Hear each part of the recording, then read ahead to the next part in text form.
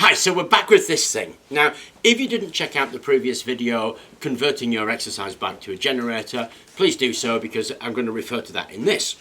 Now, when we took this apart, what we had was a shoe like that, and I thought it was a friction shoe, because quite often the cheap ones, that's exactly what they are. But this, remember, was a Reebok machine. And when I took it off, I actually found that it was in fact a whole bunch of magnets, and the motor moved the magnets nearer, creating a resistance. And I thought, well, that's very cool. But it also gave me a whole bunch of magnets. Now there's 10 of them here. So it's not enough to go all the way around the flywheel, because what we're basically going to do is stick these on the flywheel and then pass that past a coil. So we've got an axial generator. But it's not enough to go all the way around. Now I've got a couple of options. Obviously I could go and buy a load of magnets enough to go all the way around. Now I'm not going to buy stuff because I like to do things with stuff I've found. There's a good reason for that. One is I don't have a lot of money. Two is, neither do most of the people I know. So if we can do stuff with things we find, we have a possibility of doing stuff. If I have to rush out and spend hundreds of dollars on stuff, then half of it's not going to get done because I do so much. So I always work with things I can find. And I found these magnets. Now I thought that was super cool. I quite liked the motor on the back. I thought that was awesome. But I really liked the idea of the axial flux. I just thought I would have to leave it to proof of concept because I didn't have them. But now I've got 10 of these chunky magnets. I'm going to fix those magnets to the outside of this wheel. Now obviously the wheel is spinning. The magnets will grip a little bit because it's a big lump of steel. What I'm going to do is put a spot super glue on, and if you wanted, you could put a band around that to stop them throwing the magnets off. I'm probably not going to. And I want to equally space around this. Again, options. One option is to take the wheel off, mark out the angles, and put it back on and put the magnets on. The other is to get yourself a bit of something inflexible, like this bit of wire, wrap it around, measure the distance, 10 magnets, divide by 10, put the wire back on and transfer those marks. I'll have a roughly equal position. If the flywheel's still a bit off, obviously I can glue on some washers to drill some holes in it to get it back to being a nice even flywheel. To be honest, I'm just going to live with it. So my step, mark this out, glue these magnets on. Okay, so that little measure it up and stick the magnets on seems to have worked really well actually. If I give it a spin, then we can see that the flywheel is continuing to rotate. It's not particularly unbalanced. That's really awesome. Now magnets are only held on with super glue and they grip on the steel. So if we get some real speed, there's a chance that those magnets will fly off. I don't think it's a particularly high chance. That's exactly what I'm going to do. I'm just going to leave it as it is.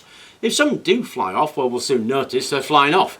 And obviously we need to put a band around it to hold them down against that. And you'd want a non-metallic band, some of that bit of nylon or something, you know, nylon strapping. Now obviously I really wish I had 30 of these magnets because you can see I need about another 2 to fit in there to create a complete wheel, but I don't have 30 of these magnets. If you happen to have another 20 of them kicking around, feel free to send them to me and I'll put them on and we'll see what happens. Well, obviously the next thing we need to do is connect up some coils so these magnets can go past the coils. Now I do have these. This is a coil from a synchronous motor, and you remember we've been pulling apart lots of microwaves, and I've got 3 of these kicking around. They're still left, and I'm going to use one on this to demonstrate that the principle actually works. Equally, if you've got another 27 of them, send them to me and we'll build a full version.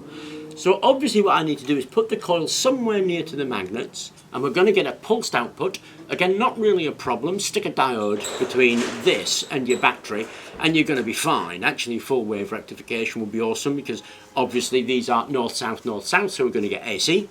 And it also builds and falls, so we're going to get AC. The only thing we really need to do now before testing it is stick that coil on there, and that's exactly what we're going to do.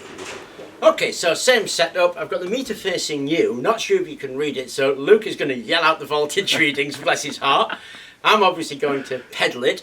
We've got it lashed up with only one ring for the reasons that I said, but I'm sure, given your imagination, you can imagine what it would look like with a whole host of these around them. And you'd fit them on pretty much the same way. So let's clamber on, give it a go, see what we get. 10 volts. No way. 14 volts. 17, 20, 21. 22 volts. Look at the flywheel. Hey, the flywheel obviously is still spinning because it's a flywheel. So there you go. You want more volts? That's the way to get more volts. So here's a quick close-up of the arrangement. As you can see, all I've done really is glue that coil there and the magnet zip past it.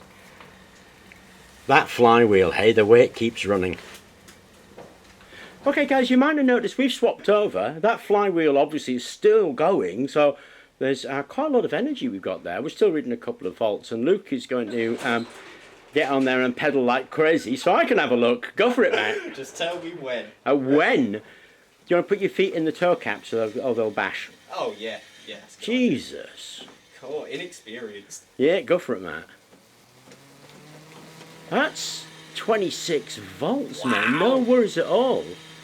And it's lasting, eh? Because of the flywheel. It's lasting real. You notice the magnets aren't flying off either, despite the speed of that flywheel. That is. So it looks like a spot of super glue is pretty much all you need. Yeah. Look at that. Okay, so that voltage was awesome. We've swapped it over now, so we're getting a milliamp reading, and we're going to see what kind of watts we can get out of this. Now, the max we got was about 26 volts, remember. Would you mind, Matt? Of course. Yeah. Awesome. Thank you. Yep. Whoa! 97 milliamps, holding a true about, it's above 80 at the moment, it's 84, but it's dropping obviously as it spins. So let's take 80, why not? Yeah. So that was 80 milliamps at 26 volts, gives us about 2 watts, okay? So that's 2 watts for that one coil. Imagine we put 30 coils around there. I mean, that's got to be done actually, because 30 coils times 2, obviously. That's 62 watts out of that. That would be awesome. Okay. That would be really cool. That would. So there you go. The difference between putting a motor on and doing it on the outside rim of the flywheel. I mean, there's lots of things to notice about this that make it particularly awesome. Like I said, the way the flywheel continued running, even if you weren't pedaling. I do wish that I had all the bits to be able to put it together fully. That is perfectly for sure. And if you do have some spare bits and feel like sending them, then I will build a full version of that. But that is made from just stuff I found, and I thought it was particularly awesome. We get a couple of watts out of it. Put a ring around there, we could get 50-60 watts out of that, no worries at all. Anyway, I hope you enjoyed the update and the upgrade, and thank you very much for watching.